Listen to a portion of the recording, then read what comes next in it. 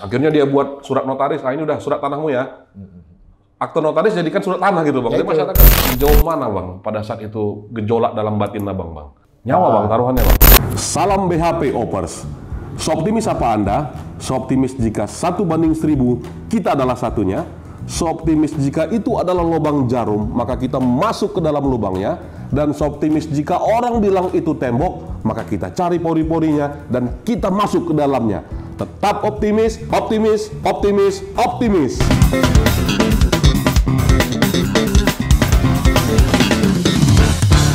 Salam BHP, bersihkan hati dan pikiran. Jumpa lagi di Dr. CEO Channel. Optimis, optimis, optimis. Hari ini kita akan berbincang dengan seorang tokoh, ya, legend. Kalau di bagian hukum ini yang akan kita ajak berbincang hari ini adalah seorang tokoh legend di bidang hukum, Dr. Kusbianto SH MHum. Adalah seorang akademisi dan seorang praktisi yang sampai dengan saat ini masih tetap komit dan konsisten untuk terus memperjuangkan tegaknya hukum di Indonesia, khususnya di Sumatera Utara. Selamat pagi, Bung Kusbianto. Selamat pagi, Bung Kris. Iya. Ya, senang saya nih ketemu dengan adik saya yang cukup dan sukses saya lihat. Amin, amin, amin, ya. Bang. Jadi kita nggak usah panggil Bung lah, ya, karena kalau panggil Bung itu jadi bungkus jadinya gitu. Kita panggil Bang aja, karena ini senior saya jauh. Ya. Bang Kusbianto, kalau dari segi senioren sangat jauh sekali. Bang Kusbianto tahun 78 ya Bang ya? Betul, di Universitas Sumatera Utara Bang ya? Iya. Tahun 78, senior sangat-sangat jauh dengan saya, ya kan? Bahkan saya pada saat itu belum lahir Bang, tahun 78 ya, belum lahir ya. Bang Kusbianto udah kuliah di Fakultas Hukum USU. Bisa diceritakan Bang, karir pendidikan Abang Bang? Dari tahun 78, habis itu gimana? Atau bagaimana? Silakan Bang, ceritakan Bang. Ya, terima kasih nih, Adinda, Kris. Ya. Saya manggil Adinda supaya lebih dekat, lebih akrab. Santai aja Bang. Ya, walaupun sebetulnya ada juga nih hubungannya dengan tugas saya ya sebagai apa namanya yang dipercayakan di VTVN 3 ya untuk bidang hukum. Kalau bicara ya tentunya siapa sih saya ini mulai bisa menjadi orang yang terus mengabdi di bidang hukum. Ya, tentunya latar belakang memang pendidikannya di Fakultas Hukum ya di Universitas Sumatera Utara. Saya belum tamat pun ya waktu mahasiswa itu saya juga suka atau senang ya berorganisasi. Sehingga saya masuklah di salah satu organisasi yang sifatnya nasionalis. Ya.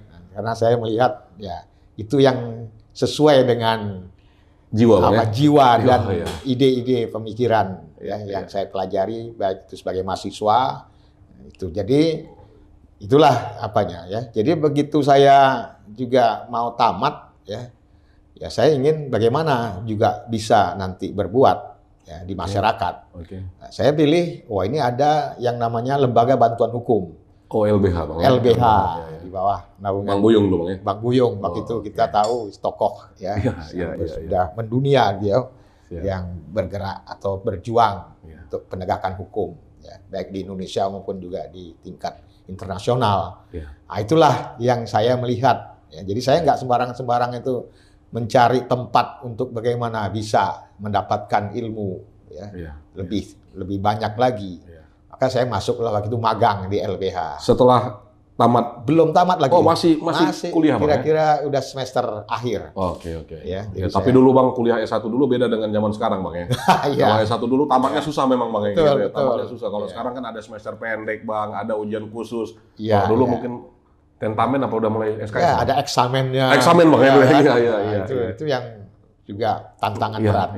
Oke. Jadi setelah 1 tahun saya magang, saya terus diangkat menjadi asisten pembela.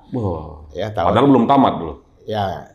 Setelah 1 tahun dalam magang itu saya tamat. Oh, setelah tamat ya. Sarjana hukum. Sarjana hukum. Berapa tahun Bang tamatnya Bang?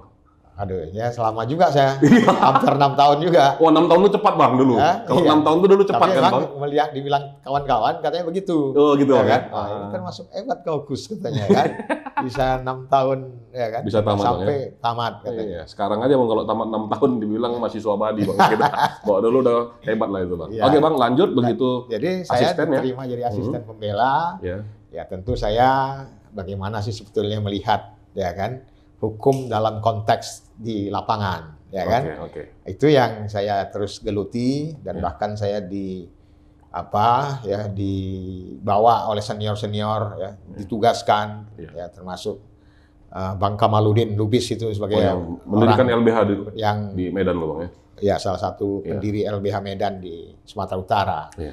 Nah, itulah yang saya sehingga dipercayalah singkat kata sampai menjadi Direktur LBH. Oke. Ya kan? Nah, saya waktu itu saya memang namanya pengacara waktu itu ya. Iya, jadi pengacara. praktisi hukumnya adalah pengacara. Jadi Direktur LBH tahun 1997 sampai tahun 2000. Oke. Nah, itulah saya di situ bagaimana melihat ya proses hukum itu para pencari keadilan terutama orang-orang yang ya miskin dalam arti secara material maupun secara pengetahuannya, ya buta hukum istilahnya. Nah, itu memang sangat memprihatinkan sekali karena ya banyak sebetulnya ya tugas ataupun pekerjaan negara ini yang harus ya kan bagaimana meningkatkan tentunya kesadaran hukum tapi juga harus meningkatkan kesadaran percepatan ekonomi masyarakat rakyat gitu ya kan.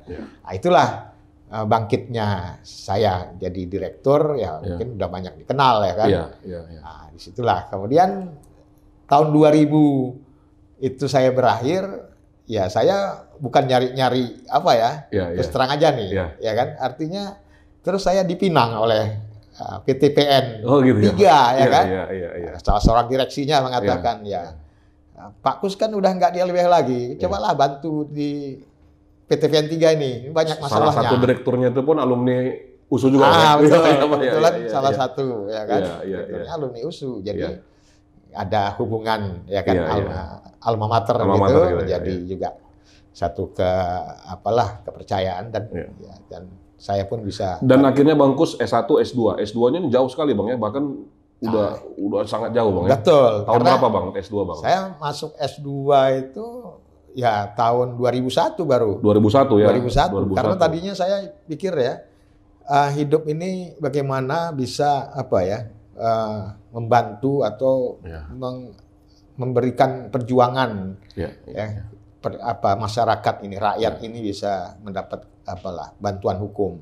Jadi saya terus terang aja waktu itu hampir lebih 10 tahun lupa nggak ada terpikir untuk menjadi melanjutkan sekolah Bang. Ya, tapi karena saya juga di samping tugas sebagai pengacara, terus saya diajak bergabung ke Yayasan Pendidikan Dharma Wangsa mendirikan Sekolah Tinggi Hukum. Oh, Dharma Wangsa termasuk Abang juga yang mengarsitekinya untuk hukum ya? Ya, artinya saya termasuk salah satu orang yang ikut, ya kan?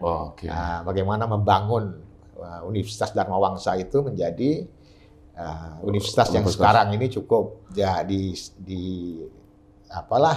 dibilang diperhitungkan di Sumatera Utara.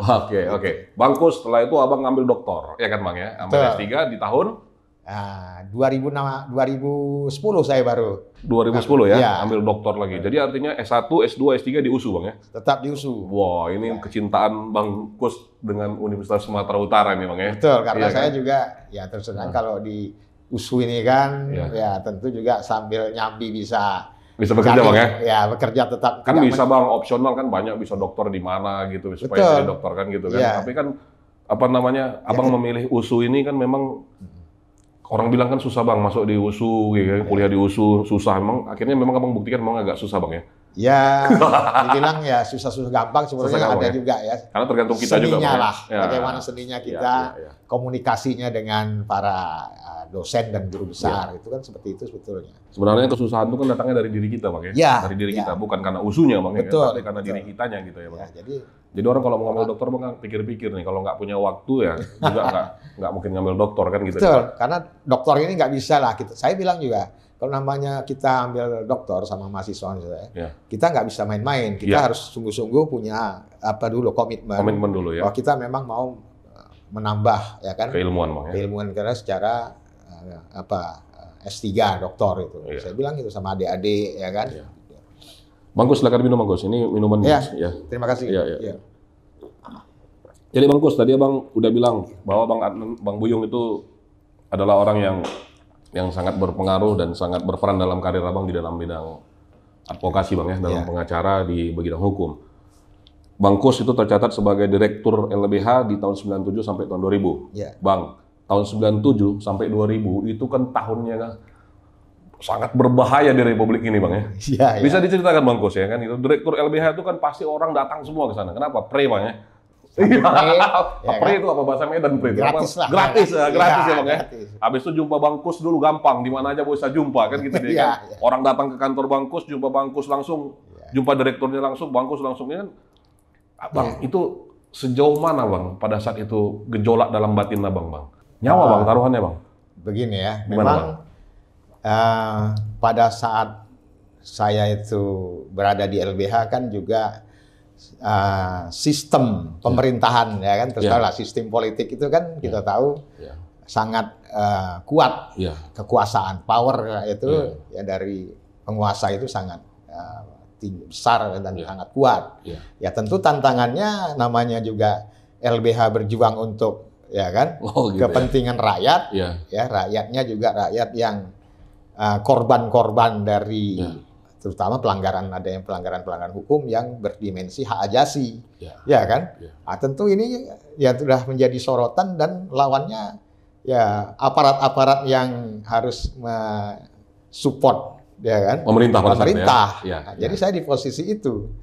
Jadi ya seringlah tekanan-tekanan itu baik secara fisik maupun secara mental, ya itu intimidasinya. Ya baik yang halus maupun yang langsung ya kan.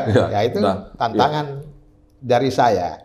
Tapi ya semangat saya itu bukan jadi dibilang apa ya, yang selalu melawan kekuasaan atau melawan apa. Tapi saya ingin kebenaran karena saya juga ditempa itu di dalam jiwa ideologi nasionalisme kebangsaan.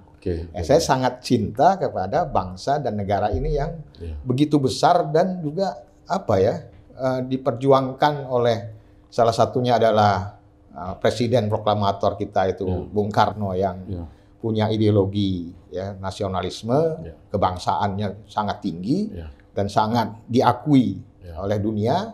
Ya saya sangat salah satu yang mendalami ideologinya Bung Karno itu. Oh gitu, Bang, ya. Iya. Jadi itulah sebagai salah satu ya kan pedoman hidup saya itu dalam kehidupan saya, baik untuk berjuang di tengah masyarakat maupun juga untuk saya juga diri saya itu bagaimana untuk membangun ya kan, menempa keluarga juga gitu, membawa keluarga sebagai kepala keluarga. Dari hasil riset dari Dr. CO Channel, Bang, Kusbianto di tahun 98, Bang, khususnya tahun 98 itu adalah target nomor 1 yang akan dicari, Bang. Dan akan dibunuh, Bang. Kan gitu pada saat itu ya kan gitu ya. Karena Kusbianto ini dianggap sebagai pelindung pergerakan pada saat itu. Baik mahasiswa, petani-petani, dan rakyat miskin ini kan. Mahasiswa buruh tani, rakyat miskin kota gitu, Bang, lagunya kan gitu ya, Bang. Bagaimana, Bang, pada saat itu, Bang? Abang kan punya keluarga, Bang. Abang punya anak-anak. Sorry, Bang, ya. Kecil-kecil gini, Bang, kalau mau nyarinya gampang, Bang, gitu. Tapi sampai sekarang kok masih hidup gitu, Bang. Kira-kira gimana tuh, Bang? Ya, artinya begini, kita ini kan juga tak terlepas dari kita seorang yang beragama, berkeyakinan. Ya selama yang berkuasa sangat kuat itu. Dengan keyakinan saya sebagai orang yang menganut agama Islam, Muslim. Ya saya itu aja yang saya pegang, salah satunya adalah bahwa kalau kita berniat baik untuk orang ataupun untuk pekerjaan kita, saya itu keyakinan saya pasti akan mendapat perlindungan dari Tuhan Allah Subhanahu Wa Taala, ya kan? Itu yang jadi kekuatan saya itu secara mental. Dan yang saya bawa ini adalah benar. Gitu. Ada landasan hukumnya. Dan ada data faktanya. Nah, jadi ini yang menjadi satu kekuatan saya. Jadi kalaupun ada, ya, selama ini saya berjuang itu dikatakan, ya kan, membela buruh, membela petani, ya kan, dan kaum miskin lainnya yang memang itu, mahasiswa juga termasuk Bang. Termasuklah mahasiswa-mahasiswa yang pada demo apa 97, 98 itu ya. Kasih kuasa semua sama Bang kan gitu kan. Semuanya ya kan masuk ke kantor LBH ya kan. Jadi ya saya itu aja, komitmen saya itu apa ya? Keyakinan saya itu. Yang saya jalan ini adalah kebenaran dan didukung oleh hukum, dan baik itu hukum secara negara maupun juga secara agama. Nah, itu yang menjadi saya hukum pegangan. Negara dan juga hukum agama. Ya. Dan itu yang membuat Kusbianto pada saat itu tidak ada ketakutan sama sekali. Mudah-mudahan, Bang, ya jujur kan? Bang, nggak ada ketakutan sama sekali atau ada takutnya? Artinya namanya manusia, ya kan? Secara manusiawi pasti juga saya juga ada. Ya, takutnya itu ada, ya kan? Bahkan ada teman-teman yang di luar LBH itu, Gus, kau nih klien-klien yang di LBH nih, apalagi jadi direktur nih, kayaknya 2 jantungnya nih. Ya gitu kan? Ya, sampai begitu. Ya. Pernah nggak mengungsikan keluarga gitu karena ada ancaman gitu kan? Kalau cerita Bang Buyung pada saat itu mendiang ya, Bang Buyung itu selalu bilang, kalau saya mau ini keluarga saya amankan. Pernah nggak gitu Bang? Ya, sampai sejauh itulah saya sama istri pun saya bilang lah ini gitu ya? Perjuangan LBH begini ya kan, membela kebenaran tapi ada ininya. Dan kakak pun mendukung pada saat itu Bang ya? Ya, itulah ya. Jadi saya juga sangat sangat salut juga sama istri ini ya. Baik itu dalam pekerjaan dia yakini dan percaya dan mendukung. Dalam studi pun juga kembali saya tadi kan. Saya tuh waktu mau studi S3 ya kan. Hampir ya saya itu patah ya kan, karena dianggap ini enggak ini udah tua atau udah usia ini ya kan. Dibilangnya maju terus itu enggak itu ya kan. Bisa itu katanya. Jadi itulah support ya, baik keluarga, dalam pekerjaan maupun keluarga ya. Jadi sangat besar sekali peran keluarga Bang ya. Tadi kalau Chris bilang ya kan, ya namanya ada ancaman, ketakutan, target-target orang nomor 1 Sumatera Utara ya kan. Karena memang saya waktu itu 97 sampai 2000 itu kan waktu masa puncak. Betul. Ya kan? Betul. Di tingkat kulminasi lah ya kan. Politik di dalam ini. Siapa yang akan jadi terus status quo atau ini kalah. Semua punya kepentingan pada saat itu Bang. Jadi ya saya berpikir ini politik gitu kan.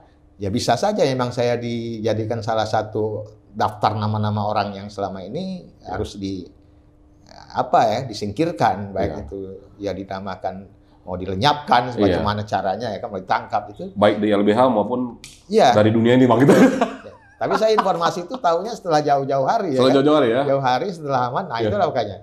Ya yang dulunya orangnya yang nyari-nyari Abang bilang, "Pak Kus, kemarin saya ngejar-ngejar Bapak loh, Pak. Makanya kita jumpa gitu."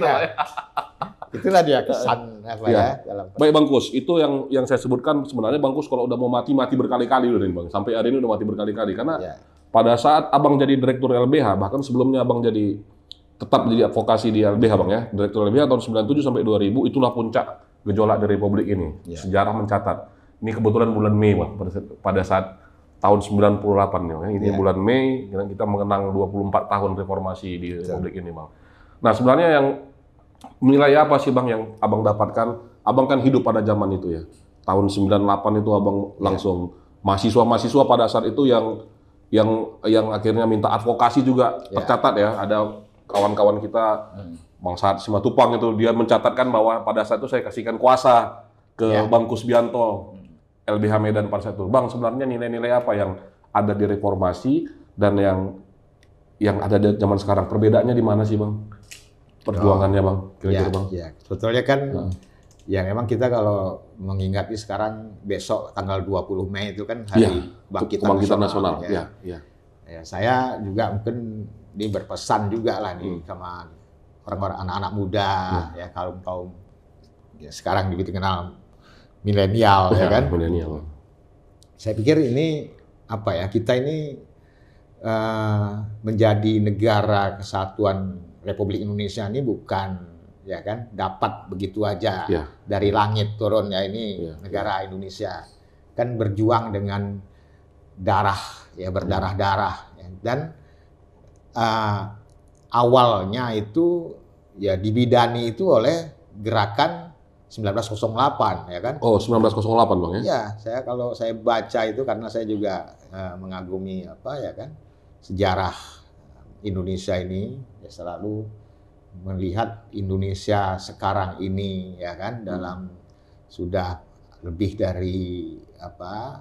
Seabad lebih Bang. Lebih seabad lah Ya, kalau kita bilang 114 dari tahun itu. Ya. zaman 1908 ya kan. Ya. Saya pikir ini harus betul-betul lah kita ini menjalani pengelolaan negara ini dengan kesadaran tinggi sebagai bangsa. Ya. Jadi jiwa nasionalisme, jiwa kebangsaan itu harus betul-betul sangat apalah dijadikan komitmen, ya kan. Jangan jadi terpengaruh ya kan dengan globalisasi dunia yang begitu sekarang ada konflik-konflik ya kan, bahkan perang. Saya pikir itu yang menjadi renungan kita bagaimana kita dulu 350 tahun itu di dalam kolonial ya kehidupan yang terjajah sebagai bangsa yang dimiskinkan oleh satu sistem. Oh, ya dimiskinkan dong ya? Ya lah, di kapitalisme itu kan kita kan dieksploitasi betul bumi Nusantara atau Indonesia ini kan. Betul. Nah, dan kita rebut dengan secara ya bertahap, ya kan? Bahkan berapa generasi itu Bang udah kan? Berproses dari 1908 ya 1928. Baru masuk 1928 dengan tekad Sumpah Pemuda, ya kan? Saya pikir inilah yang jadi reformasi ya kan dengan bermacam ya kan gelombang sampai sekarang sudah berjalan memang kelihatannya memang belum memuaskan kalau saya lihat. Oke. Ya kan? Di mananya Bang yang belum puas? Ya terutama ya soal bagaimana sebetulnya yang sesuai dengan cita-cita negara ini ya kan di dalam pembukaan Undang-Undang 45 Pancasila itu bahwa kita ini kan untuk mencapai masyarakat adil dan makmur ini kita rasakan bahwa kita ini masih ya belum ya kan masih jauh karena apa? Masih banyak orang yang tidak hidup dalam kelayakan secara ekonomi, ya kan, secara hak-haknya mendapatkan keadilan, ya kan, keadilan ekonomi, keadilan sosial, ya kan, itu yang kita masih dan saya pribadi masih merasa prihatin juga gitu loh. Jadi estafet kepemimpinan ini kelihatannya komitmen orang-orang ini untuk secara idealisme bagaimana ya rasa membangun bangsa ini masih belum begitu serius sungguh-sungguh ya kan. Saya katakan begitu karena apa? Ya kita lihat sendirilah ya, masih banyaknya terjadi penyelewengan. Ya kan? Mengambil uang negara kalau istilah hukumnya korupsi ya kan di mana-mana itu kan tantangan berat bagi kita yang harus ya dihabisi gitu kan. Nah, dalam arti ya habisi dengan cara ya kan proses hukum yang benar, yang tegas kan gitu. Jadi harapannya Bang itu ya bangsa ini pasti akan kita optimis bangsa ini pasti akan jadi lebih baik Bang ya. Tapi saya optimis ya, Bang, ya. Sepanjang kita punya komitmen bahwa nasionalisme itu ya satu jiwa bangsa kita ya bangsa yang kuat dan bersatu, tidak tergoyahkan dari pengaruh-pengaruh dunia ya, dari luar maupun dari dalam sendiri ya kan, yang berbahaya kan dari dalam juga ini ya yang harus jadikan warning lah Bang ya. Warning ya kan. Itu yang harus kita sadari betul lah semua kepada generasi muda ya termasuk Bung Kris nih saya harapkan juga bisa di PTPN ini menjadi orang yang bisa pemegang decision maker-nya ya amin, kan? Bang, amin Kebijakan Bang, itu. Saya pikir ini. Kita milenial Bang. Makanya saya teringat tanya ya kan. Kenapa masuk ke PTPN? Ya kan? Kan gitu. Ini kan macam begitu bertolak belakang. Ya kan? Di LBH berjuang untuk rakyat. Ya kan? Di PTPN ini berjuang untuk siapa? Untuk perusahaan. Ya kan? Nah, tapi saya lihat perusahaan ini kan juga perusahaan apa? Ini kan perusahaan negara, yang dibangun dan direbut oleh bangsa bukan hanya sekedar proses-proses yang normal. Artinya kan kekuatan keberanian Presiden kita Soekarno itu waktu itu bagaimana kebijakan nasionalisasi Belanda Itu punya kan diambil gitu. Kalau dikaji-kaji secara hukum, Iya, memang iya. ada pelanggaran hukumnya kan. Betul. Tapi Demi demi kepentingan bangsa ini kan, Bang, ya? bangsa Iya, dan betul. wajar sudah sekian ratus tahun mereka ini ya kan Menguasai, Bang, ya. menguasai dan mengeksploitasi bumi ya kan Iya. sumber daya alam kita. Iya. Jadi saya pikir harus ada sikap ya kan revolusioner yang ya kita bilang radikal ya kan. Oh, iya, Itu iya, yang iya, harus iya. juga menjadi jiwa anak-anak muda sekarang ini. Jangan ya kan Iya. nah, jiwanya apa namanya lemah ya kan. Harus terus semangat, Bang, ya. Harus Wah, kuat. kita di Itu PTPN dia. ini, Bang, semua semangat, Bang, Dan milenial. itu tadi PTPN ini kan perusahaan yang menghidupi ya kan Betul. puluhan ribu karyawan. Iya, Ya betul. kan? Nah ini bangsa Indonesia juga, rakyat juga ini. Oh, ini rakyat juga, Bang, ya? Rakyat juga. Iya, Kalau saya rakyat bilang, juga. saya memandang rakyat itu bukan aja rakyat, ya kan? Iya, Dalam artian umpamanya orang-orang yang biasa tidak hidup apa, tapi buruh di PTPN juga Rakyat juga, Bang, ya? rakyat lah. Dia Iya. hak sebagai warga negara kan, sebagai rakyat, dia bagaimana juga mencapai kehidupan yang sejahtera. Makanya saya buat lagu, Bang, di Dr. CO Channel. Kami rakyat juga, Bang, kan gitu ya kan? Supaya juga tahu gitu. Bang Kus, jadi tadi statement Abang itu akhirnya membatalkan pendapat orang-orang banyak. Kusbianto telah kehilangan integritasnya. Dari LBH, dia menjadi konsultan hukum di PTPN 3. Nah, kan gitu, Bang, ya kan? Iya. Kita berkali-kali mendengarkan itu dari kawan-kawan Abang. Bahkan kawan-kawan dekat Abang pada saat itu bilang, udahlah Kus, kau makan duit dari PTPN 3 aja. Kau nggak lagi pro kepada rakyat, Kus. Mau cari duit aja otak kau, katanya gitu ya. Bang Kus, apa tanggapan Abang terhadap statement-statement gitu, Bang? Saya bilang begini, kita hidup ini kan memang selalu membutuhkan, Ya. kan, Ya. untuk bisa hidup itu lebih baik, lebih meningkat, lebih sejahtera kan saya bilang gitu kan. Betul. Bukan saja negara, tapi kita perjuangkan bagaimana kita sendiri dan keluarga, Ya. kan. Ya. Nah, jadi ya, tapi yang kita jaga adalah nilai-nilai tadi, Betul. ya, nilai-nilai idealisme, nilai-nilai yang betul-betul sesuai dengan ya aturan-aturan yang ada, baik itu aturan secara hukum, ya kan, aturan secara etika, moral, itu yang harus jadikan. Jadi apa idealismenya itu? Gimana Ya, tuh? saya ya terus terang aja, silakan aja kalau saya bilang, saya hidup ya kan, walaupun sebagai tenaga ahli di bidang hukum di PTPN 2, saya kira lebih. PTPN 3, Bang. Ya, PTPN 3, sorry, maaf. Ya, PTPN 3, ya itulah ya. Nggak apa-apa, PTPN 2, 3 sama, Bang, sekarang, Bang. Sekarang karena udah holding Awal tiga semua, jadi Bang. Kita istilahnya grup PTPN. Grup namanya, Bang. Grup PTPN. Iya, sama Jadi, semua, Bang. Saya bilang itu, ya kan? Ya saya biasa-biasa aja, ya kan?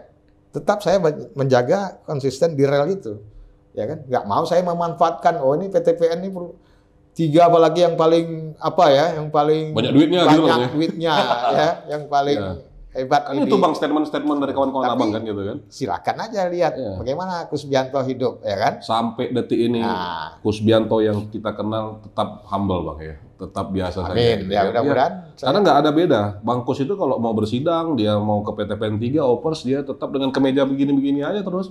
Nggak pernah kita lihat pakai glitter-glitter, ya, gitu ya, pakai jas gitu, atau misalnya dengan apa ya, dengan gayanya ya. Memang Kusbianto itu ya begini. Dan Opers sekalian perlu saya jelaskan, dari tahun 2000 Bang Kus menjadi konsultan tenaga ahli hukum di PTPN 3 sampai dengan detik ini. Ya. Umur Abang berapa, Bang? Sekarang masuk ke 65, jadi 64 jalan. 64. 65 tahun masih tetap fresh, dan ini bukan, inilah yang harus kita ambil nilai-nilai dari Bang Kus ini, karena Bang Kusbianto ini adalah sosok yang kalau saya bilang dia introvert ya, dia tidak pernah memperkenalkan diri dia gitu. Maka tugas Dr. CO Channel untuk mengambil apa yang ada dari diri dia untuk nilai-nilai yang bisa untuk kami anak-anak muda, Bang. Baik, kalau saya bilang kami ini milenial di perusahaan ex-kolonial, gitu ya kan. Jadi ada nilai yang harus kami ambil dari Abang, dan ini menjadi legacy, Bang, ya, buat kami, dan juga untuk mengedukasi semuanya bahwa semangat yang ada dari Bang Kusbianto sampai sekarang masih ada, ya, Bang. Betul, ya. Ini perusahaan negara dan nggak ada bedanya. Pada saat di LBH, Abang juga melakukan pembelaan terhadap bangsa dan negara ini, ya, Bang, ya. Betul, ya. Dan di sini juga Abang juga melaksanakan tugas dan kewajiban Abang sebagai tenaga ahli hukum atau konsultan hukum yang juga mengerjakan hal untuk penyelamatan aset negara, Bang, ya kan gitu, ya kan, Bang, ya. Bang Kus, kita santai dulu nih bang, keluarga dulu bang gitu kan. Tadi kakak juga sangat mendukung istri abang ya, anak-anak juga mendukung bang ya. Betul. Ya. Cucu berapa bang? Ya alhamdulillah nih cucu saya udah 3. Wah udah kakek-kakek ini bang Gus ini kan? Kayak udah dipanggil kakek. Kakek ya ini ya, dipanggil kakek bang Gus ya. Nah pas. sekarang nggak akan berani lagi kakek dulu bang ya, kalau udah ada cucu bang ya. Jadi kalau mau bersidang pun hati-hati gitu ya. Kan gitu ya. Memang itulah ya, memang dibilang orang kan begitu ya, ada fase-fase ya kan. Iya. Ya, memang sekarang lebih berapalah. Karena kalau misalnya kakek-kakek bang, kalau dulu saya bilang kalau bapak saya tuh bang, saya salah sikit aja langsung pukul, antam kan gitu pak ya. Iya. Sekarang kalau cucunya bang, mukuli dia malah bang gitu. Dia cuma bilang jangan gitu kan gitu pak ya. Kan? Itu betul ya. Betul tuh bang ya. Kan setelah saya jalani, betul, nyatanya ya? Memang seperti itu. Dulu kita sangat bilang, apa ya? Kita bilang sama bapak kita, Pak, beli jajan nggak? Nggak usah kok jajan aja kerja kau kan gitu ya. Betul. Sekarang bang, kalau cucunya bilang nggak bisa nolak tuh. Sadalah, pulang katanya kan gitu, kakek kan gitu misalnya kan. Iya. Ayo cabut katanya gitu ya kan. Iya, nggak bisa bang ya. Ya itulah memang ya. Lebih enak jadi kakek bang. Iya bang ya. Kalau kita nikmati memang lebih apa ya. Lebih enak jadi kakek ya gitu kan. Baik, Bang Kus, tetap hidup bersahaja dan itu merupakan ciri khas dari Bang Kusbianto dan sampai dengan hari ini juga tetap hidup dengan bersahaja. Jadi nggak ada tuh di PT PN3 jadi kaya benar gitu ya kan. Bahkan orang-orang yang ngomong tadi tuh yang kaya-kaya semua bang gitu ya, Bang Kusbianto tetap stabil aja, miskin juga enggak kan bang? Ya, jadi ya itu tadi sebetulnya kan bagaimana apa ya kita itu dari diri kita itu bagaimana membawa ya kan kehidupan ini ya tentu ada pedoman-pedoman yang tadi kan. Pedomannya salah satunya adalah keyakinan yang kita semua orang punya agama ya kan. Beragama itu apa ya kan bukan tentu nilai-nilai itu yang kita sehingga kita tidak punya beban ya sehingga tadi Chris bilang kan ya bisa begini-begini aja. Iya, Kusbianto yang saya kenal dari tahun 2000-an sampai dengan saat ini yang berubah cuma rambutnya bang. Ya itu warnanya aja bang gitu kan. Tapi itu pun juga abang kalau cat hitam udah selesai bang itu bang. Gitu, tapi nggak ada face yang berubah atau gestur tubuh yang berubah. Habis itu stylenya ya begini-gini aja bang Kus, sederhana saja gitu kan. Jadi saya itu tadi ya Pak, orang ya dari Jawa itu kan bilang jangan ngoyo ya kan. Jangan ngoyo bang ya. Dan itu benar artinya setelah saya jalani ya kan saya tambah.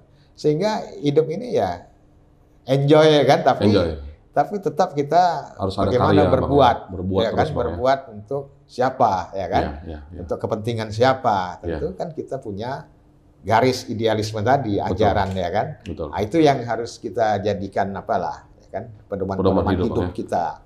Jadi filosofinya kalau saya sih seperti itu ya, sudah masuk ke 60 lebih kan, udah mau masuk kepala 7 sebentar lagi kan. Jadi saya pikir itu yang apa ya. Kemudian saya juga mempunyai jiwa itu kan apa ya, mengajar aja sebagai dosen. Ya kan tadi kan di Dharma Wangsa Universitas. Jadi itu yang juga membuat kita ya kan menjadi dorongan bahwa kalau seorang guru itu atau seorang dosen kan harus memberikan panutan kan, memberikan contoh yang baik-baik. Nah, jadi itu yang harus kita jadikan juga menjaga diri kita, ya kan, kepada orang-orang muda ini, mahasiswa, ya kan. Nah, bahkan yang orang-orang yang kalau namanya di swasta ada juga orang-orang yang sudah bekerja, sehingga itulah yang menjadi transfer knowledge tadi kan, bahwa saya hidup nih bukan kita bicara teoritis hukumnya saja, tapi bagaimana melihat konteks hukumnya di dalam pelaksanaan di tengah-tengah masyarakat. Jadi nggak bisa itu, saya bilang, dipisahkan dan tak bisa lihat secara hukum dalam keadaan di dalam buku itu, law in book-nya itu. Tapi harus bagaimana law in action-nya? Ya kan? Masuk itu dia, ya kan? Jadi itu yang membuat mereka itu juga ya mudah-mudahan menjadi senang dan ya kan hidup dalam memberikan apa tuh ya kan ilmu yang kita sampaikan. Jadi karena ada jiwa itulah kita juga bisa terus menikmati hidup bang ya, enjoy hidup, ya kan. Sehingga nggak terasa bang jadi rektor berkali-kali bang ya. Ya mudah-mudahan. Kalau bisa dok, saya pernah bilang kan main-main sama bang Kus, bang abang rektor seumur hidup bang ya. Kalau nggak ada persyaratan rektor berkali-kali, abang terus jadi rektor kan. Betul. Iyalah. Dari tahun 2008 sampai tahun 2000 baru-baru ini 20 ya kan. Saya pegang.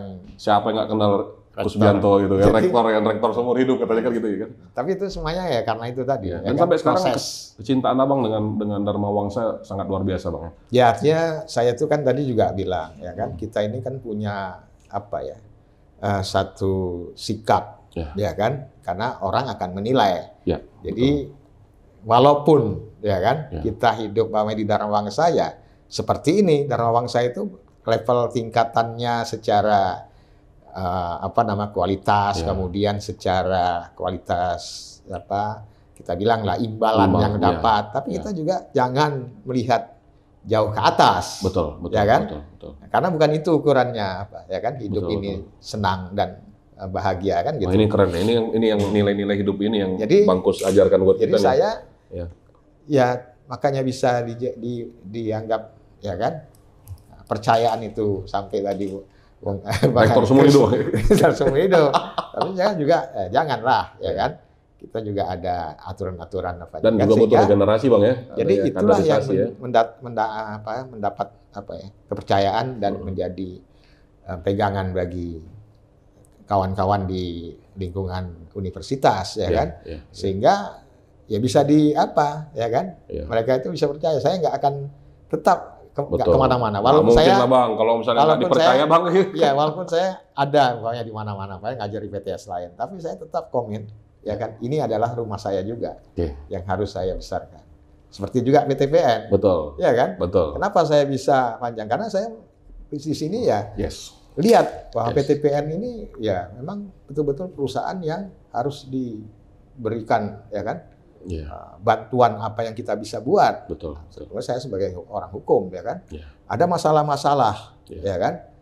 Namanya juga dinamika ya kan di dalam perusahaan, masalah karyawan kan. Tapi saya mencari solusinya tidak harus ini diselesaikan secara hukum.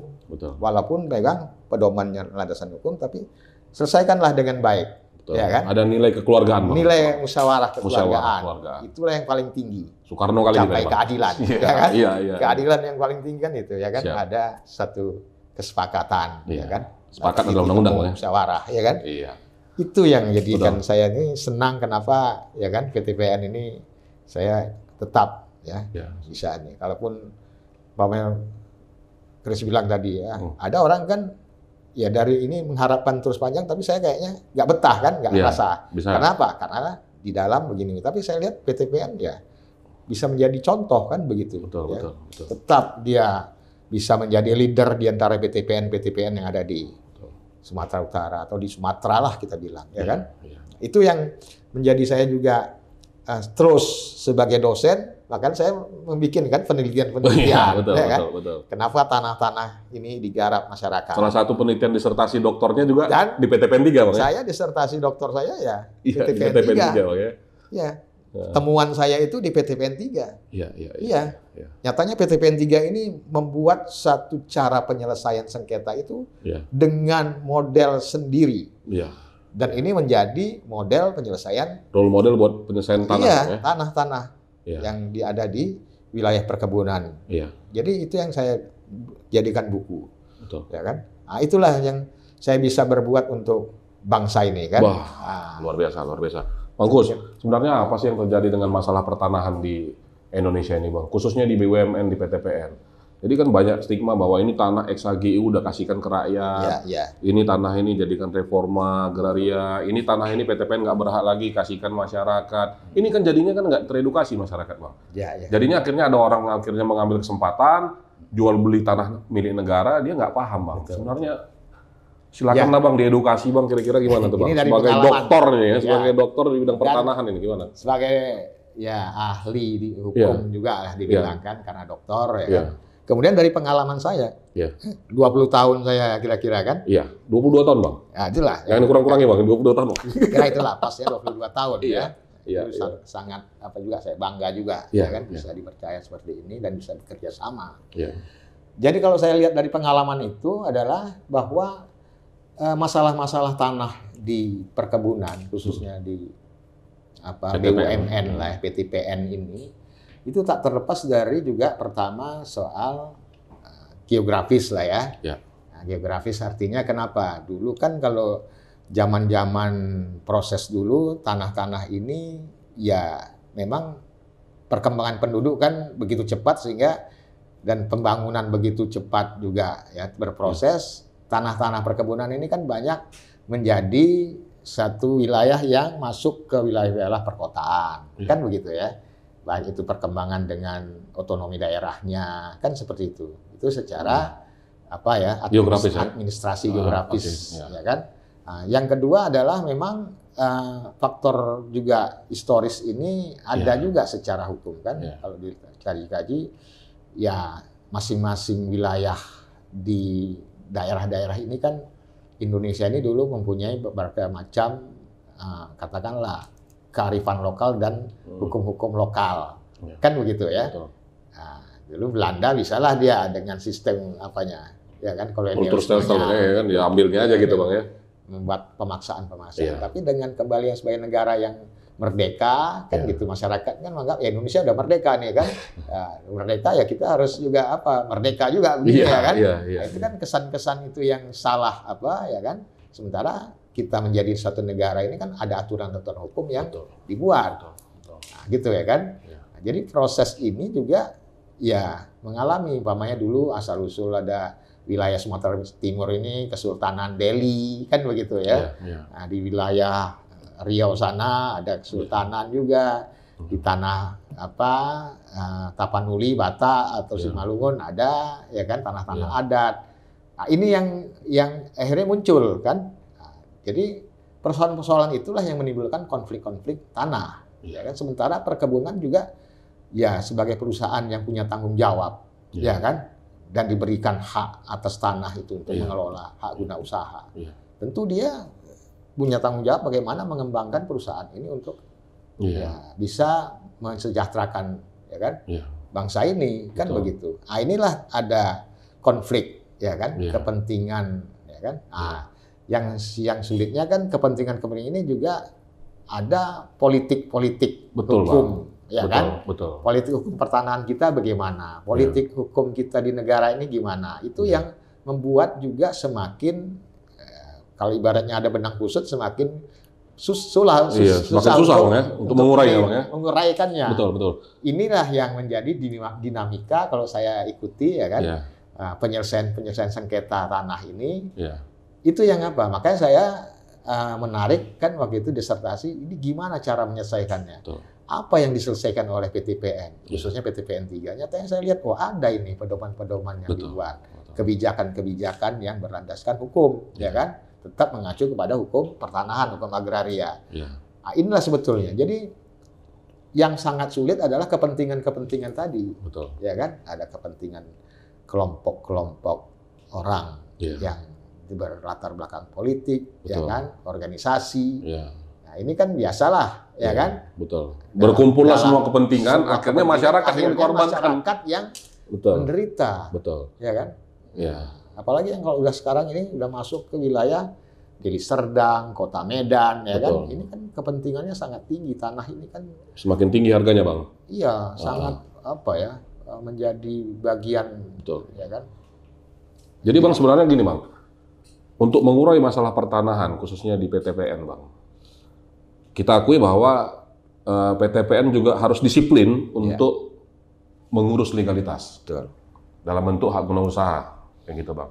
Tapi kan ini kan kewenangannya kan juga bukan di otoritas kita bang. Ada lembaga namanya Badan Pertanahan Negara kan gitu ya kan. Ada clear and clean itulah sifat kalau di BPN gitu ya. BPN selama ini udah sangat mendukung bang, udah sangat mendukung. Sebenarnya sejauh mana kepedulian kita ya PTPN untuk mengurus administratifnya kan. Undang-undang mempersyaratkan 2 tahun sebelumnya harus diperpanjang gitu kan. Clear and clean. Nah, harus dipenuhi. Kalau ada permasalahan diselesaikan, kan gitu ya kan. Kalau kita bang, triknya kan kita selesaikan dulu nih. Yang mana yang clear and clean, yang nanti baru kita tangguhkan. Nah ini bang, pada saat ditangguhkan, ini masyarakat bilang udah bagian kita nih kan gitu bang, kan gitu kan. Ini gimana nih bang aturannya bang gitu? Itulah tadi saya bilang ya. Jadi ketika HGU ini kan punya masa waktu, ya kan? Masa waktunya, umpamanya 30 tahun bisa diperpanjang lagi, ya kan? 35 tahun, ya kan? Saya pikir ini yang kenapa seperti itu hukum ya kan agraria khususnya di bidang pertanahan untuk hak guna usaha. Ya memang itu saya katakan tadi kan 30 tahun itu kan bisa terjadi suatu perkembangan masyarakat, kependudukannya maupun juga administrasi pemerintahannya kan begitu. Sehingga ini memang 30 tahun akan ditinjau balik ya kan. Perkembangannya gimana? Kalau umpamanya sudah banyak yang tidak lagi layak untuk dijadikan usaha perkebunan kan akhirnya kan ketika habis itu akan dikeluarkan. Betul. Ya kan? Setelah itu dikeluarkan, bahkan PTPN ya kalau bisa tetap bertahan ya nggak perlu ya kan, karena harus jelas juga mekanisme pemekaran daerah ini kan. Jadi ketika mau berakhir 2 tahun nih, itu tadi ya kan. Jadi yang selama ini masyarakat memang secara diam-diam menggarap masuk ke situ ya kan. Ini pengalaman saya juga yang lihat berdasarkan data fakta ya. Kadang-kadang pimpinan perusahaan perkebunan di wilayah-wilayah itu kalau dulu ADM atau manajer ya kan kebun, umpamanya di Simalungun atau di Labuan Batu, itu kan ada ya mungkin lihat masyarakat lingkungan kebun ini juga harus disupport ya kan. Oke lah, silakan pakai pinjam pakai ya kan. Nah, sepanjang nanti dibutuhkan apa. Nah, ini kadang-kadang disalahgunakan juga oleh masyarakat ya kan, ketika secara ingin membantu secara untuk kepentingan ekonomi dan sosial hubungan itu, ketika mau dipakai digunakan mereka bilang ya kami kan udah dikasih izin, janganlah kami diusir katanya kan. Gitu ini kan. Bahkan ada syarat-syaratnya saya lihat, tidak boleh tanaman keras ini. Akhirnya kok di lapangan menjadi berubah tanaman keras ya kan. Nah, ini yang membuat sulit ya kan. Nah, jadi itu satu masalah. Kemudian yang kedua adalah itu tadi image ya kan, orang dan mereka ini kan mengadu, ada yang ya minta perlindungan ke DPR kan di daerah. Nah, ini orang-orang yang ada di DPR juga kadang-kadang tidak melihat secara objektif. Nah, itu tadi saya bilang ada kepentingan juga. Ya kan, ada kepentingan politiknya, ini adalah konstituennya. Kan begitu waktu ada pemilu. Padahal kita juga konstituennya, Bang. Padahal kita juga konstituennya. Konstituen juga kan, gitu kan. Bahkan lebih banyak dari sisi mana? Karyawannya begitu banyak di kebun. Saya kan apa ya kan, alami langsung juga. Kami rakyat juga, Bang. Kami adalah juga ya kan, yang mempunyai hak sama untuk memilih Bapak, memilih ya kan, mendukung.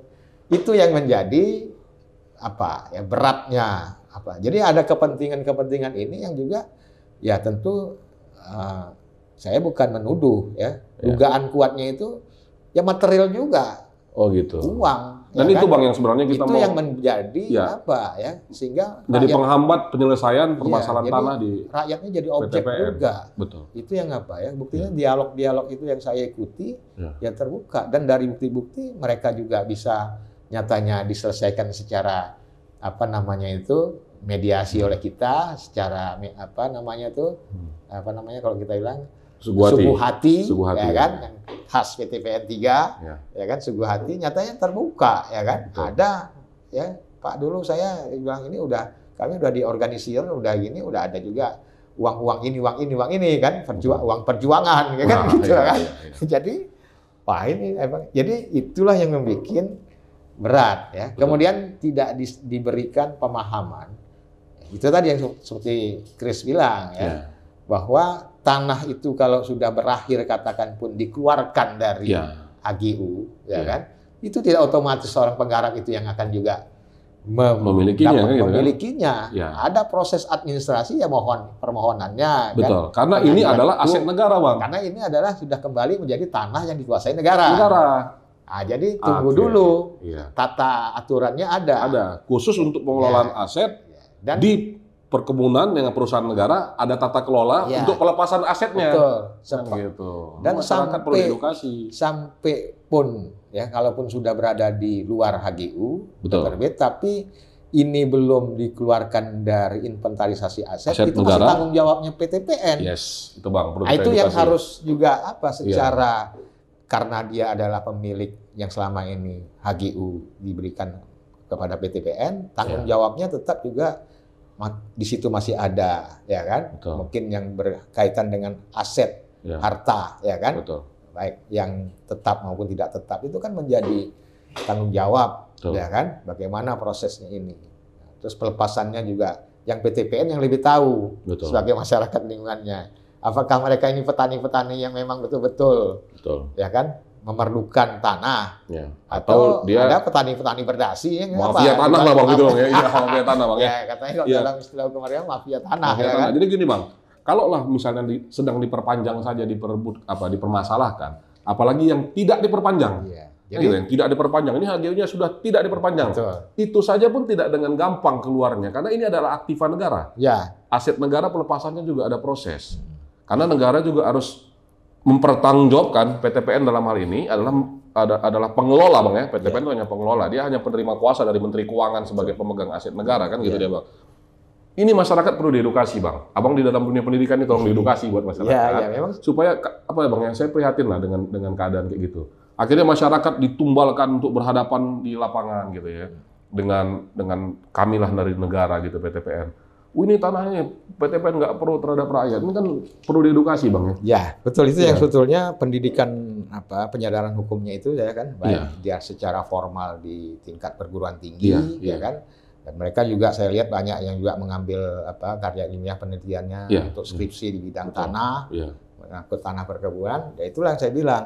Ini baca nih aturan-aturan hukumnya kalau kalian mau melihat soal penyelesaian sengketa tanah garapan, ya kan, objeknya umpamanya PTPN 3 ini saya arahkan seperti dan kalian teliti betul-betul ya kan, putusan-putusan pengadilannya kan begitu. Jadi itu yang apa? Ya saya pikir itu yang perlu dipahami lah oleh kita sebagai anak bangsa ini, bahwa yang berada di PTPN maupun juga di masyarakat pada umumnya. Memang kita sadari lah ya kan, bahwa perkembangan tata ruang wilayah ini kan terus berubah. Tapi juga aparatur negara ini, pemerintah juga harus juga jangan terkontaminasi antara kepentingan-kepentingan itu tadi. Yang sebetulnya ya kita bilang lah material kan. Jadi itu yang menjadi tantangan berat. Ya balik-balik lagi itu tadi. Ada nggak punya rasa ya kan, jiwa untuk ini adalah untuk kemakmuran negara, untuk juga masyarakat, ya kan? Walaupun masyarakat itu juga apa? Tadi BUMN ini juga, ya kan? Kemudian juga para pimpinan BUMN di perkebunan ini juga harus benar-benar juga mengerti dan memahami itu, ya kan? Sebagai pimpinan, ya emang ini masalah tanah perkebunan ini tetap tak terlepas dari lingkungan masyarakat perkebunan, ya kan gitu.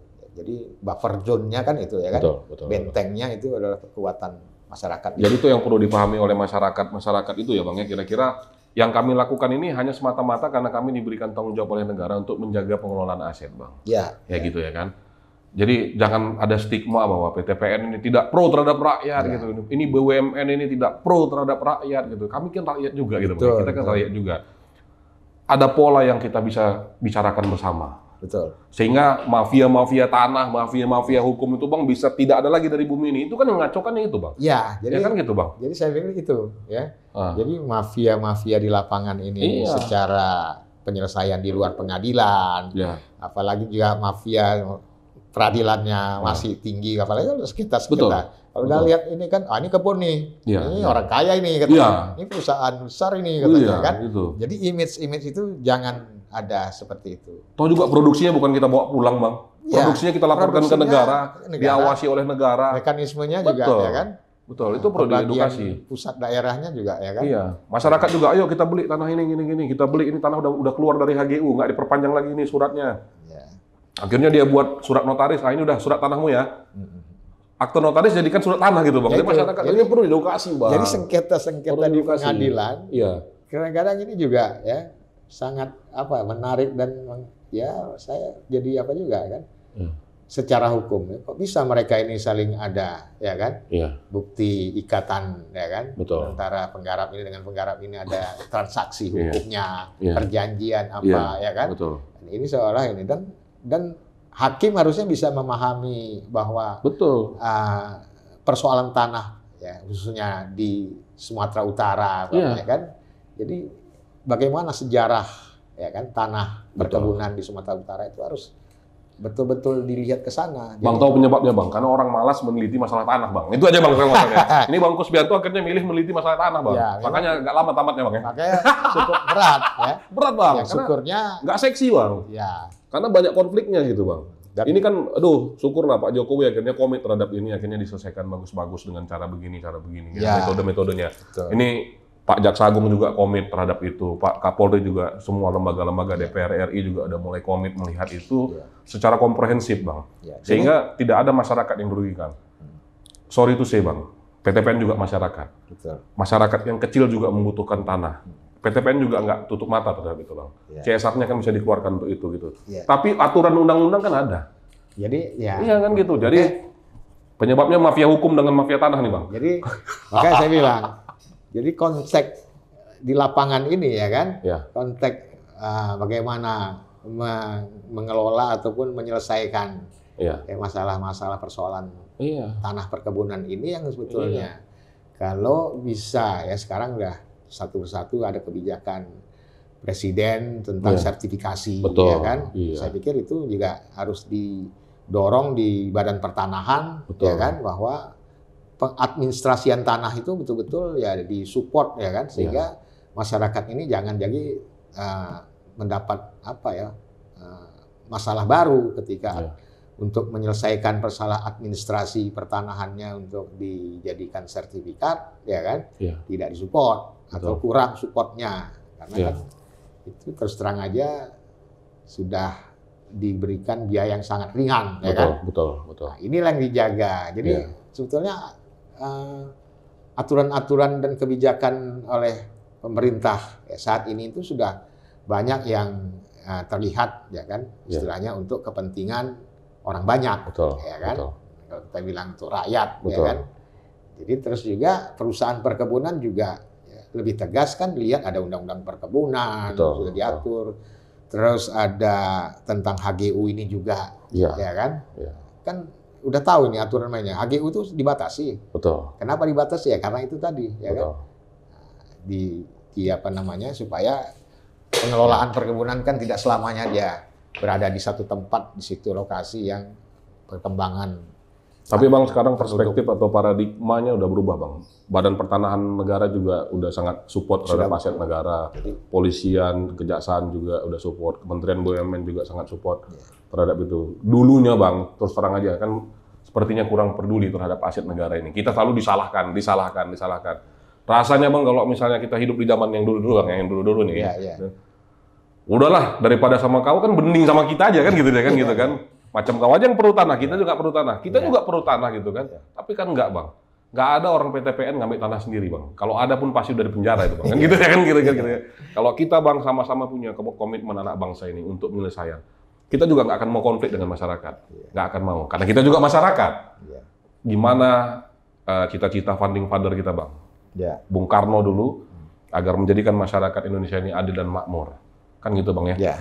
Kami juga akan siap mendukung masyarakat. Masyarakat juga silakan dukung perusahaan negara, karena ini adalah perusahaan negara nih, Bang, ya. Jadi musuh kita bersama adalah mafia hukum dan mafia tanah. Itu menjadi musuh bangsa ini, Bang. Jangan ada ambil kepentingan di antara ini. Bahkan jangan senang dengan konflik. Sudah terlalu banyak konflik di negara ini, Bang. Kita bantulah, Bang, ya kan, supaya tidak ada konflik. Kita urai satu-satu masalahnya, kan gitu, Bang, ya. Oke. Silakan minum, Bang Gus. Bagus. Kita agak santai nih, Bang, gasnya agak turun. Tadi serius sekali nih untuk membicarakan masalah pertanahan ini, Bang, ya. Kalau misalnya bicarakan ini agak rumit. Tanah perkebunan ini tak lepas ya. Kalau saya lihat dari sejarah dulu kan, di zaman Belanda pun ya kan, kalau saya udah baca itu bagaimana konflik ya kan, sehingga mengeluarkan kebijakan dalam bentuk regulasi yang keras yang ini di zaman Indonesia merdeka.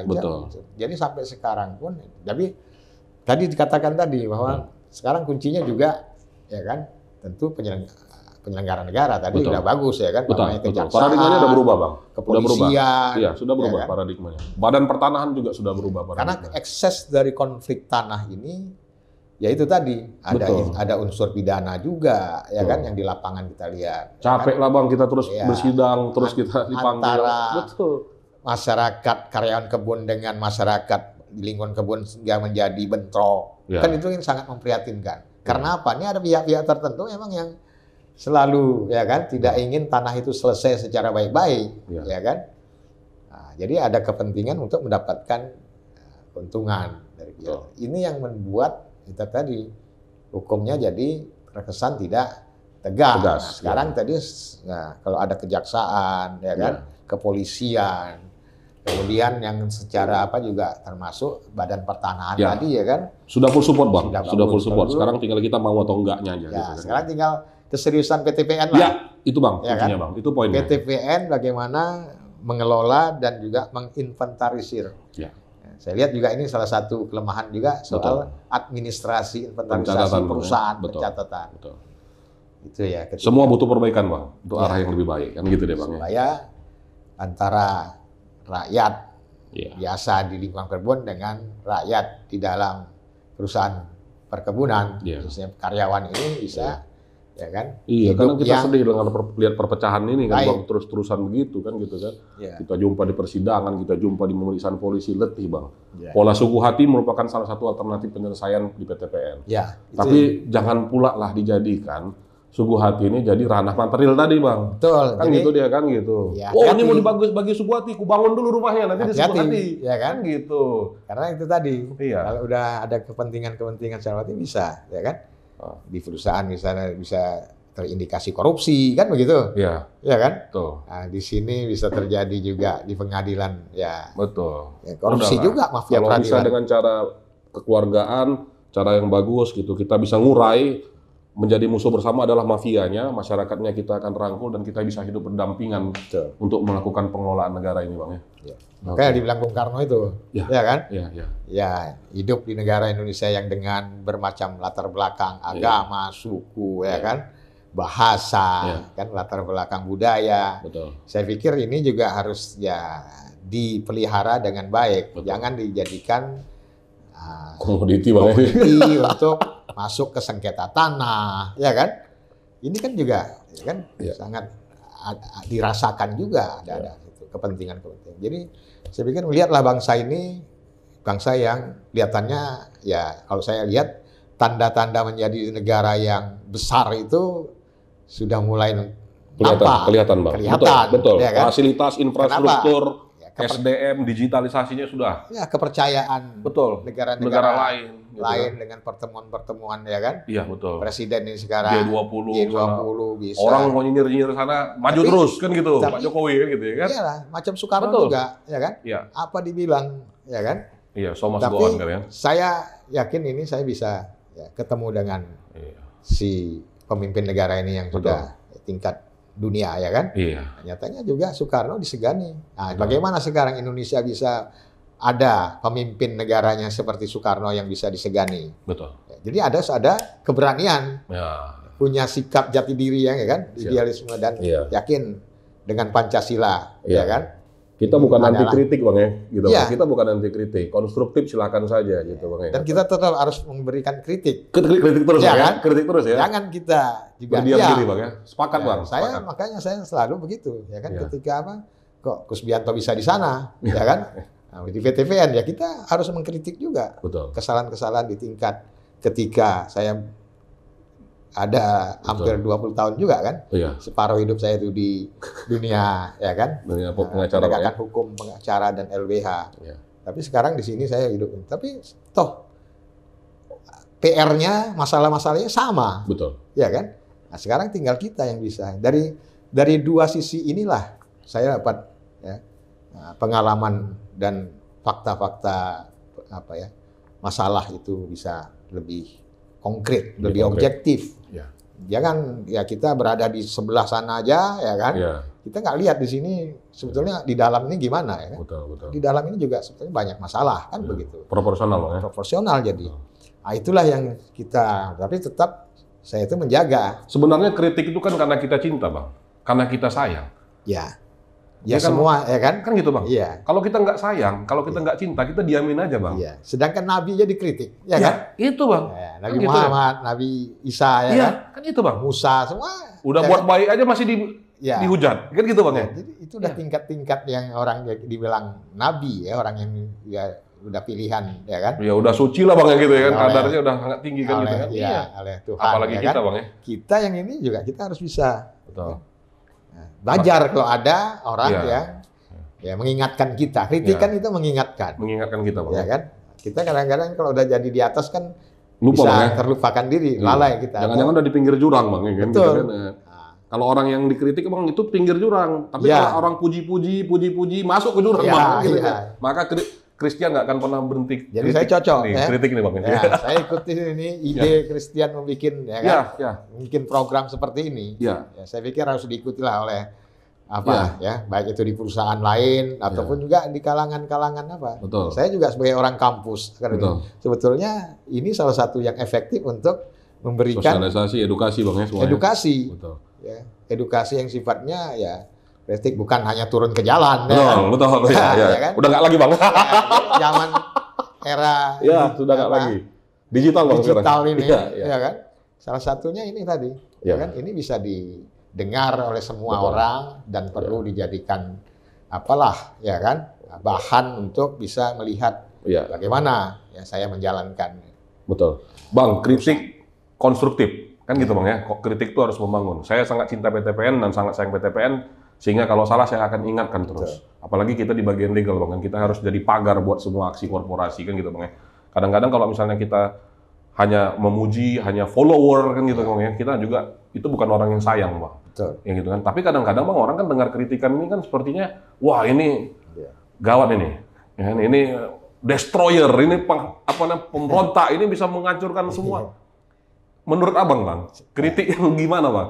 Jadi yang harus kita lakukan di perusahaan. Ini lah pas sekali ya. Ya. Bagus sekali nih. Ya. Artinya memang kritik itu ya kan harus ya betul-betul ya mempunyai kita itu bahan atau amunisinya. Ya, datanya, Bang, ya. Kita apa itu? Data dan fakta. Ya. Karena saya juga ya sebagai berlatar belakang orang hukum, kemudian juga sebagai akademisi, ya kan sekarang ini saya sudah dari 2004 itu nggak masuk lagi ke pengadilan. Oh gitu ya ya. kan ya, karena mungkin juga udah faktor ya, di level usia masa ini lebih pada konsultan, Bang, ya, pendapat hukum, advis, ya kan, kemudian ke akademis. Jadi saya juga sebagai orang yang selama ini mendalami di dalam pendidikan, ya kan, sebetulnya mengkritik itu jangan asal kritik.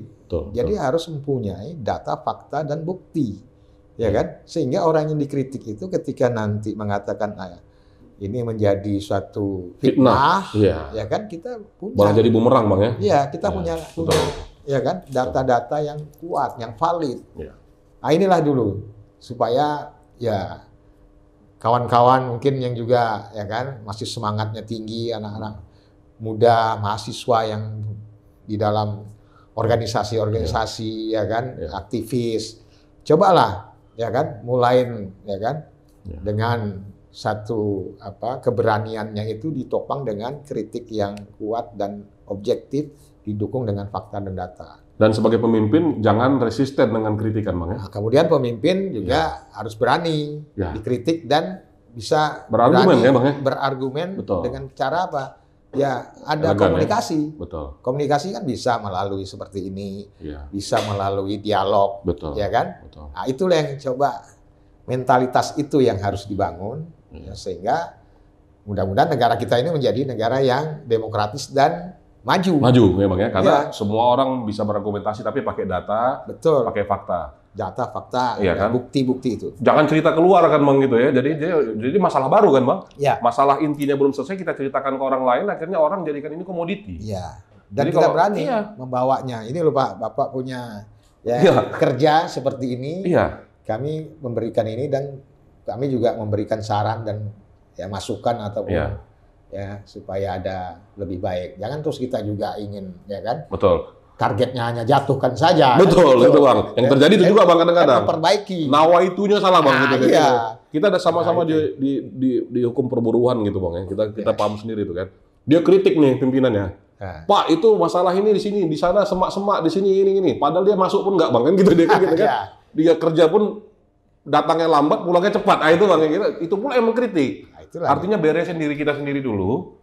Ya kan, Bang? Bagusin diri kita sendiri. Apakah kita udah laksanakan hak dan kewajiban kita dengan perusahaan dengan baik? Baru kita kritik kan gitu, Bang, ya kan? Ini kadang-kadang yang putus rem, Bang, yang banyak ngeritik ya kan. Itu. Ya, itulah tadi, Bang. Jadi juga jangan orang-orang yang mendengar juga dalam zaman sekarang ini ya kan kritik itu ataupun informasi itu bisa ditelan begitu aja kan. Betul. Nah, jadi harus dicari, Ya. dikejar Ya. apa benar enggak yang diangkat masalahnya yang dijadikan kritik ya kan. Ya, Bang Kus, kita udah hampir di penghujung acara ini, Bang Kus. Bang Kus, kita sama-sama punya idola Bung Karno, Bang Kus. Ya. Ya, latar belakang Muslim, Nasrani atau agama apapun, Bung Karno tuh nggak pernah bedakan apa agama. Kita memang berbeda, tapi jangan dibeda-bedakan, kan gitu dia kira-kira pesannya dari Bung Karno. Bang Kus, nilai apa yang Bang Kus bisa pesankan dari Bung Karno kepada kami semua anak-anak muda, khususnya di BUMN?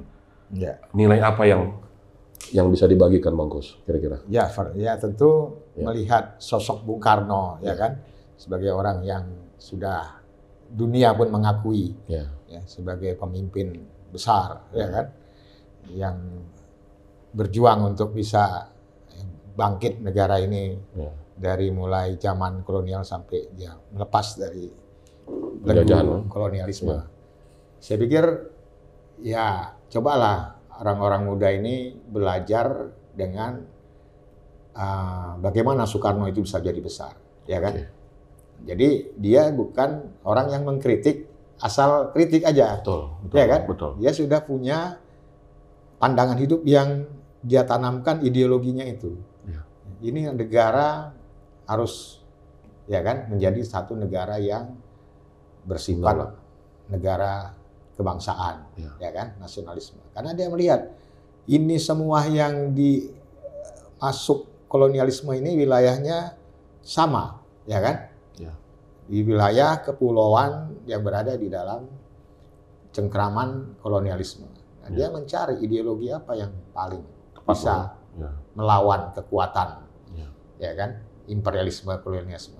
Nah, tentu ini menyatukan semua berbagai latar belakang orang yang tertindas ini dari berbagai bahasa, suku, bangsa, ya kan, sama-sama, ya kan, musuhnya itu adalah imperialisme, kolonialisme, ya kan. Jadi tidak melihat kita orang Batak, orang Jawa, ya kan, latar belakang sukunya. Ini nyatanya ya punya kesamaan, ya kan, mendapat penjajahan, ya kan, dikuasai oleh bangsa yang hanya ingin mengambil, ya kan, keuntungan dari bangsa yang dia jajah. Jadi nyatanya dia juga mendalami berbagai macam ideologi yang tidak benar lah kita bilang, ya kan. Ada ideologi kapitalisme, liberalisme, komunisme, sosialisme, ya kan.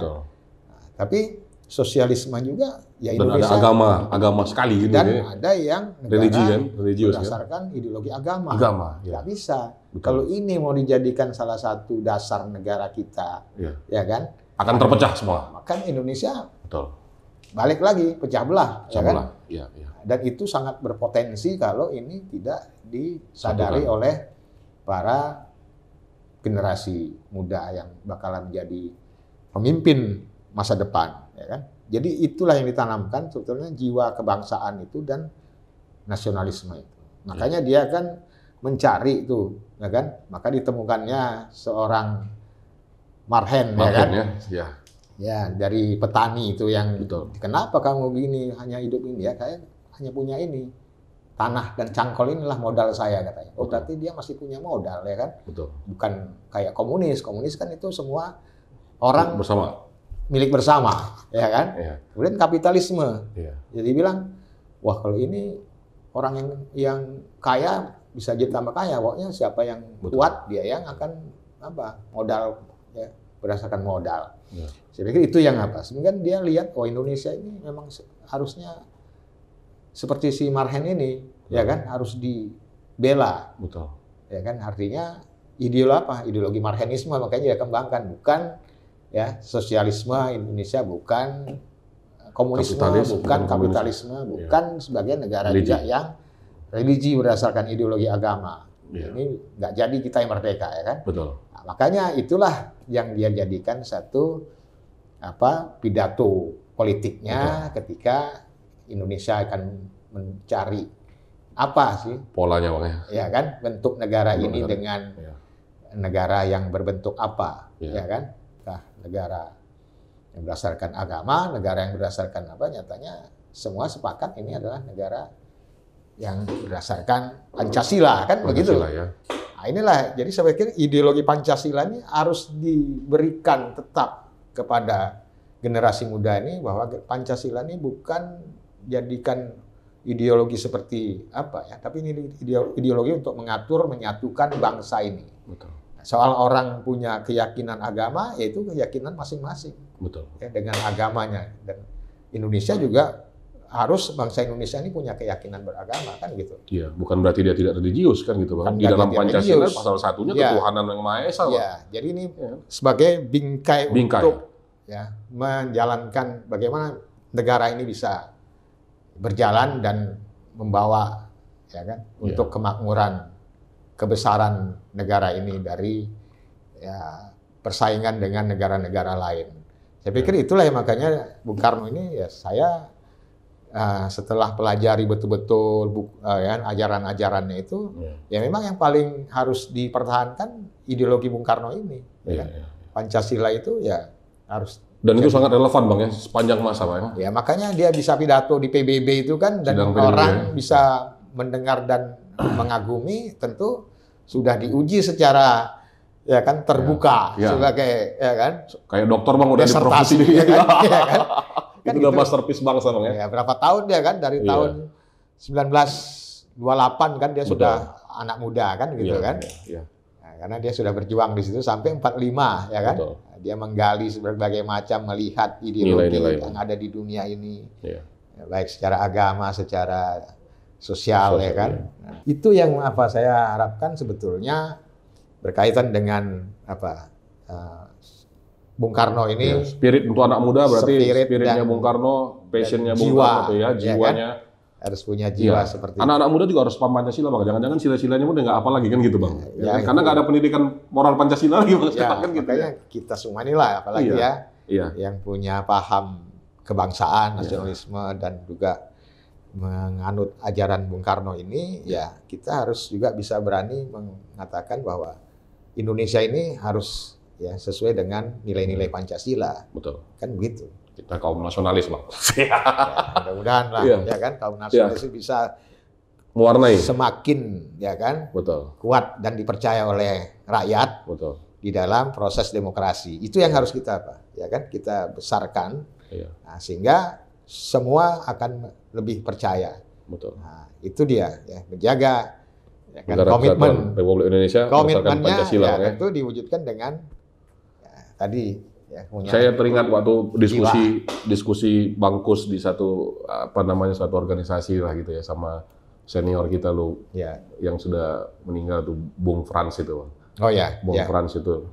Jadi gubernur NTT ya? Kupang, dia bilang gini, ikan aja tuh ada kementeriannya Bang. Ikan itu tentang ikan ada kementeriannya Bang. Pancasila nggak ada lembaga yang membidangi itu. Oke, sekarang sudah ada BPIP Bang. Akhirnya mimpi beliau tuh akhirnya sudah terwujud dari Bang. Ada BPIP sekarang. BPIP Bang ya, badan. Iya kan gitu kan, yang Bu Mega ya. Tapi nilai-nilai itu harus disampaikan Bang. Ini tugas Bangkus juga sebagai akademisi buat masyarakat anak-anak muda kan. Sekarang nggak tren lagi Bang Pancasila. Yang sekarang tren itu kan TikTok Bang. Ya kan Bang. Ya TikTok kan gitu ya. Sekalian kita apa nih kan? Ini edukasi Bang. Edukasi. Iya, itu edukasi. Iya. Orang banyak bingung Bang, datang ke ruangan kerja saya dari dulu Bang, bukan saat sekarang aja. Tuh foto-foto Soekarno ada di mana-mana di dinding kerja saya, karena passion dan spirit kan gitu Bang ya kan. Di kontennya Dr. CO juga saya nggak malu-malu bahwa ini adalah founding father, nilai-nilainya yang saya wariskan sampai sekarang, nilai perjuangannya yang akan saya nyatakan di tempat saya bekerja lah minimal Bang, kan gitu dia kan gitu kan. Passion dan spiritnya Soekarno gitu kan. Ikan aja ada kementeriannya. Pancasila kok nggak ada yang megang, nggak ada yang kelola gitu loh kan. Jangan main-main dengan ideologi Pancasila ini gitu. Dirongrong, bangsa ini kan sudah punya pengalaman Bang. Ada pengrongrong terhadap Pancasila. Jadi saya gitu, juga teringat gini ya, artinya soal ada kelemahan, ada apa. Zaman Presiden Soeharto pun ada namanya P4. Ya kan? Betul. Itu sebetulnya ya satu apa juga ya kan, cara bagaimana tadi Chris bilang katakan untuk bisa bahwa semua warga negara Indonesia ini ya Pancasila itu apa, itu kan di situ diberikan apa kan.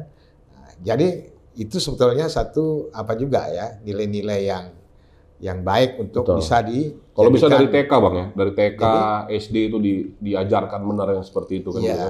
Kemudian Ini kan sekarang saya lihat anak-anak saya juga belajar sendiri gitu ya. Iya. Soal itu kan. Sekarang sangat apa ya, kita rasakan lah.